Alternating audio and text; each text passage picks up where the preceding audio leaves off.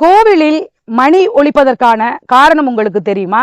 விளக்கேற்றும் போது மந்திரம் சொல்வதற்கான காரணமும் உங்களுக்கு தெரியுமா? மந்திரம் சொல்வதற்கான காரணம் அப்படின்னு சொன்னா, நம்மை சுற்றி ஏதாவது ஒரு ஒலிகள் ஒலித்து கொண்டேதான் இருக்கு. இதுல பேசும்போதே நாமே தவறி கூட ஒரு தவறான வார்த்தையோ, ஒரு கட்டளையிடுகின்ற வார்த்தையோ, நல்லது இல்லாத பிற வார்த்தைகளையோ நாம் பயன்படுத்தக்கூடும். ஆதலால் தான் நாம் விளக்கேற்றும் பொழுது மந்திரங்கள் சொல்றோம். அதே மாதிரி கோவிலில் மணி ஒலிப்பதற்கான காரணம் அப்படின்னா, அங்க சுத்தி சுத்தி யாராவது ஏதாவது பேசி இருப்பாங்க. அந்த பேசிக்கிட்டு இருக்க வார்த்தைகள் நல்லது இல்லாத வார்த்தைகளா இருக்கலாம், அபசகுணமான வார்த்தைகளாக கூட பேசி இருக்கலாம். அப்படி பேசி இருக்கும்போது நம்மை சுற்றி உள்ள தேவதைகள் பிராபிரஸ்து ததாஸ்து அப்படின்னு கூட சொல்லுவாங்க.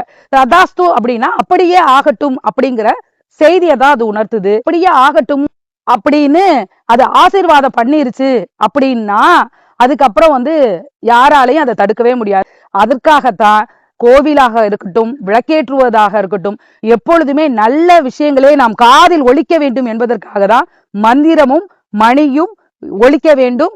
இதை நாம் பின்பற்றலாமா? நன்றி உறவுகளே.